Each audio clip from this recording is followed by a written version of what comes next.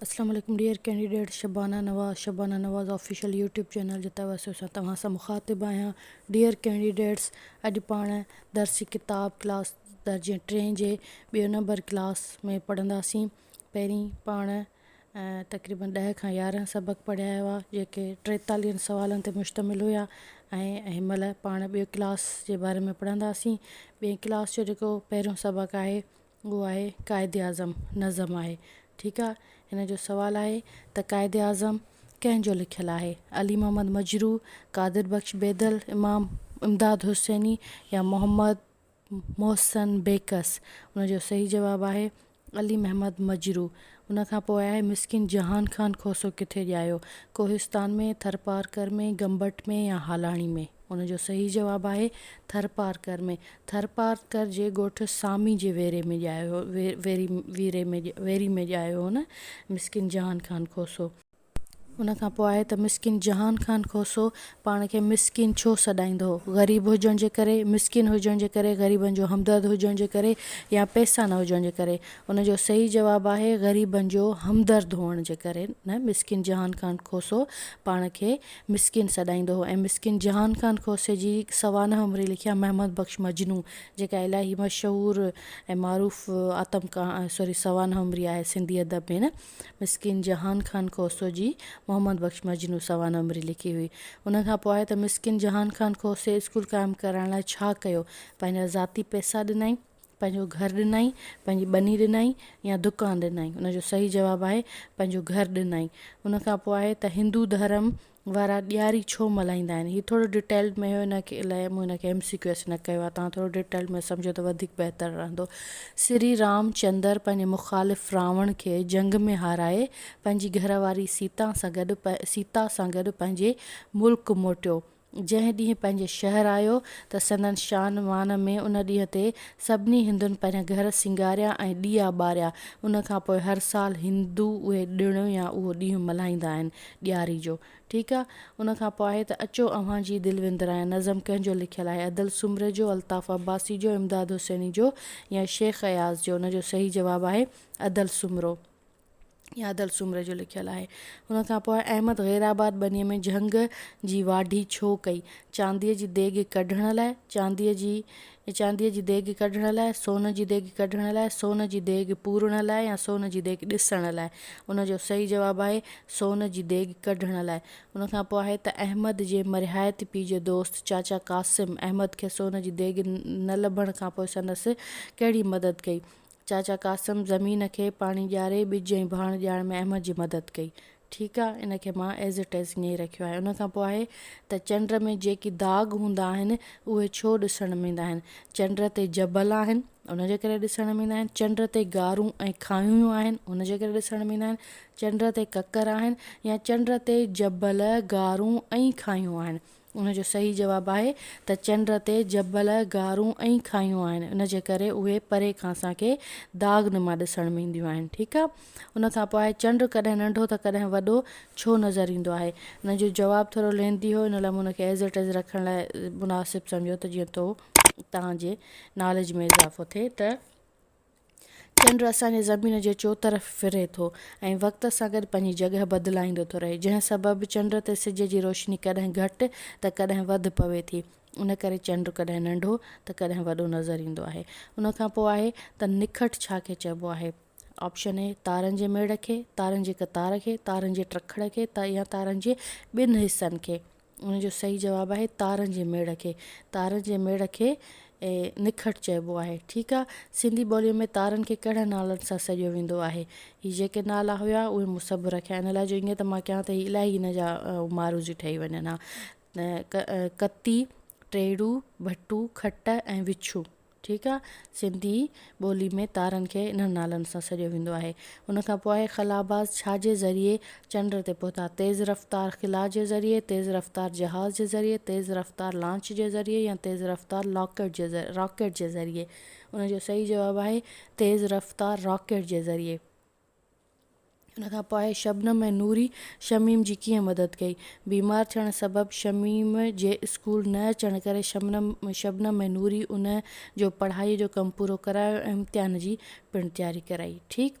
उनखां पोइ आहे ॾिसो ॾिसो हे ॿारो गुल नज़म में कहिड़नि गुलनि जा नाला आहिनि? गुलाब, मोतियो, मगरो, सूरजमुखी वग़ैरह जा नाला आहिनि। ॾिसो ॾिसो हे ॿारो गुल में।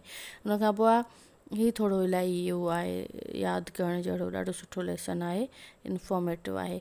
इस्लामाबाद में कहिड़ा मशहूरु माग आहिनि? ठीकु आहे, जवाबु शकर, पड़ियान, फैसल मस्जिद, मरगला जा सावा जबल ऐं लोक वर्से वारो म्यूज़ियम ऐं रावल डैम। ठीकु आहे, इस्लामाबाद में इहे मशहूरु माग आहिनि। उन खां पोइ पाकिस्तान जे सदर ऐं वज़ीर आज़म जा शानदार महल, सुप्रीम कोर्ट जी इमारत, क़ौमी असेंबली ऐं सेनेट जूं इमारतूं किथे मौजूदु आहिनि? कराची में, इस्लामाबाद में, गिलगित बल्तिस्तान में या आज़ादु कश्मीर में? उनजो सही जवाबु आहे इस्लामाबाद में।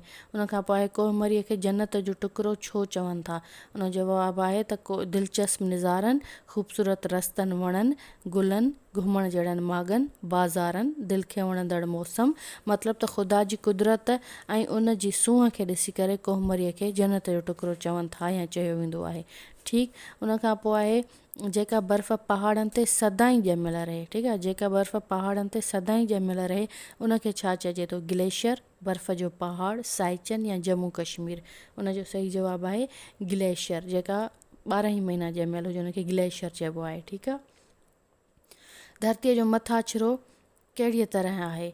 ठीकु आहे, सवालु आहे धरतीअ जो मथाछिरो कहिड़ी तरह आहे? धरतीअ जे मथाछिरे ते माथिरियूं, दरिया, जबल, ॿेला, रणपट ऐं जबल वग़ैरह आहिनि। उन खां पोइ कुदरत जे मांडाण में वधि खां वधि ज़िंदगी किथे आहे? धरतीअ जे अंदरि, धरतीअ ते, समुंड जे अंदरि या जबलनि ते? उनजो सही जवाबु आहे धरतीअ ते। उन खां पोइ आहे त धरतीअ जे सूंहं खे क़ाइमु रखण लाइ छा करणु घुरिजे? गुल पोखणु घुरिजनि, गदलाण खां बचाइणु घुरिजे, सफ़ाई कजे या घुमिजे फिरिजे? उनजो सही जवाबु आहे गदलाण खां बचणु घुरिजे। धरतीअ जे सूंहं खे क़ाइमु रखण लाइ गदलाण खां धरतीअ खे बचाइणु घुरिजे। अचो त ॿारो ॻायूं राग नज़म कंहिंजे बारे में आहे? धरतीअ जे बारे में, जबलनि दरियानि जे बारे में, दुनिया जे बारे में, वतन जे बारे में? उनजो सही जवाबु आहे वतन जे बारे में। अचो त ॿारो ॻायूं राग वतन जे बारे में आहे। उन खां पोइ सैयद अलहंदो शाह लेसन आहे। सैयद अलहंदो शाह कॾहिं ऐं किथे ॼायो या सैयद अलहंदो शाह कॾहिं पैदा थियो? 1864 में, 1865 में, 1866 में या 1867 में? उनजो सही जवाबु आहे 1964 में। सैयद अलहंदो शाह 1964 में कंडियारे तालके जे ढबरे या दरबेलो शहर में ॼाओ।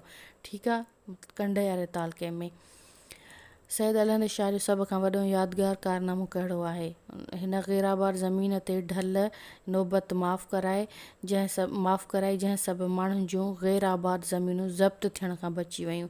ठीकु, उन खां पोइ सैयद अलहंद शाह कॾहिं वफ़ात कयो? 1920 में, 1919 में, 1921 में या 1922 में?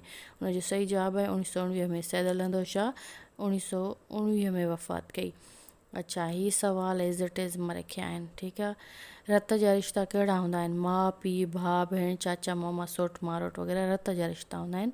ऐं समाजी रिश्ता कहिड़ा हूंदा आहिनि? पाड़े वारा, ॻोठ वारा, दोस्त, उस्ताद ऐं वतनवासी वग़ैरह समाजी रिश्ता हूंदा आहिनि। आला इंसानी गुण कहिड़ा आहिनि? समाजी रिश्तनि नातनि जो एहतराम ऐं क़दुरु आला इंसानी गुण आहिनि। पाकिस्तान जा पाड़ेसरी मुल्क कहिड़ा आहिनि? चीन, हिंदुस्तान, ईरान, अफ़गानिस्तान?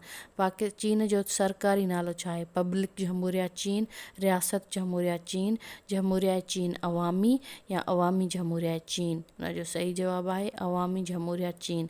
उन खां पोइ आहे चीन जो गादीअ जो हंधु कहिड़ो आहे? ओटावा, बीजिंग, खटमंडू या लंडन? इन जो सही जवाबु आहे त चीन जी गादीअ जो हंधु बीजिंग आहे। चीन जी आज़ादीअ जो ॾींहुं कहिड़ो आहे? 1 अक्टूबर 1949, 1 अक्टूबर 1999, 1 अक्टूबर 1955, 1 अक्टूबर 1950? इन जो सही जवाबु आहे 1 अक्टूबर 1949। हिंदुस्तान जो सरकारी नालो छा आहे? जय माता, भारत, हिंदुस्तान या जमहूरिया हिंदुस्तान? भारत जो सरकारी नालो हिंदुस्तान आहे। हिंदुस्तान जे गादीअ जो हंधु कहिड़ो आहे? नईं दिल्ली, उत्तर प्रदेश, पंजाब या मुंबई? हिंदुस्तान जे गादीअ जो शहर नईं दिल्ली आहे। हिंदुस्तान जे आज़ादीअ जो ॾींहुं कहिड़ो आहे? 15 अगस्त 1948, 15 अगस्त 1947, 17 अगस्त 1947 या 14 अगस्त 1947? हिंदुस्तान जी गादीअ जो हंधु आहे 15 अगस्त 1947। 14 अगस्त 1947 ते पाकिस्तान आज़ादु थियो ऐं 15 अगस्त 1947 ते हिंदुस्तान आज़ादु थियो ऐं ॿिए ॾींहं ते हुन उन्हनि हिंदुस्तान जी आज़ादी जो ॾींहुं मल्हायो हो। ईरान जो सरकारी नालो कहिड़ो आहे? इस्लामी मुमलकत ईरान, इस्लामी जमहूरिया ईरानिस्तान, इस्लामी जमहूरिया तहरान या इस्लामी जमहूरिया ईरान। उनजो सही जवाबु आहे इस्लामी जमहूरिया ईरान। ईरान जे गादीअ जो हंधु कहिड़ो आहे? Kabul, Tehran, Shiraz, Hunza. Iran जी गादीअ जो हंधु तहरान आहे। ईरान जे आज़ादीअ जो ॾींहुं कहिड़ो आहे? 26 मार्च 1921, ठीकु आहे, 26 फेबरवरी 1921, 26 फेबरवरी 1922, 26 जनवरी 1921 या मार्च 1922। सही जवाबु आहे 26 जनवरी 1921। अफ़गानिस्तान आरियाना जो सरकारी नालो कहिड़ो आहे? इस्लामी मुमलकत अफ़गानिस्तान, इस्लामी जमहूरिया अफ़गानिस्तान, इस्लामी जमहूरिया काबिल या इस्लामी जमहूरिया मुमलकत। उनजो सही जवाबु आहे इस्लामी जमहूरिया अफ़गानिस्तान। ॾिसो पाकिस्तान जा जेके बि पाड़ेसरी मुल्क आहिनि त उन्हनि जो अहिड़े टाइप ई नालो आहे, इस्लामी जमहूरिया पाकिस्तान, इस्लामी जमहूरिया अफ़गानिस्तान, इस्लामी जमहूरिया ईरान, ठीकु आहे, अवामी जमहूरिया चीन, ठीकु आहे। भारत जो सिर्फ़ु भारत आहे हिंदुस्तान जो। अफ़गानिस्तान जी गादीअ जो हंधु कहिड़ो आहे? काबुल अफ़गानिस्तान, शिराज़ पख्तून। काबुल सही जवाबु आहे अफ़गानिस्तान जी गादीअ जो हंधु काबुल आहे। हिंदुस्तान जी आज़ादी जो अफ़गानिस्तान जी आज़ादी जो ॾिणु कहिड़ो आहे? मई 1921, मई 1919, मई 1921 ऐं फेबरवरी 1921 या 26 मार्च 1927। हुनजो सही जवाबु आहे 27 मई 1919, ऑप्शन बी। उनखां पोइ आहे महिनत कर तूं महिनत बा नज़म में शाइर कहिड़ी ॻाल्हि जो ज़िक्र करे थो? महिनत जो, अज़मत जो, हिमत जो, ताक़त जो। उनजो सही जवाबु आहे महिनत जो। उनखां पोइ आहे दुआ जी लफ़्ज़ी माना छा आहे?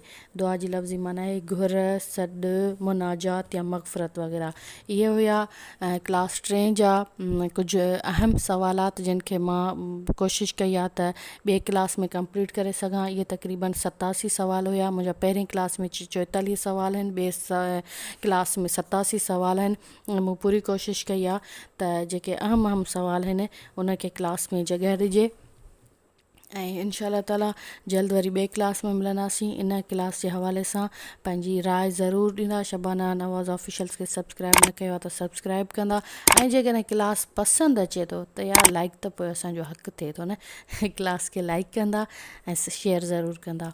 Thank you so much for your support and thank you so much for your enough respect.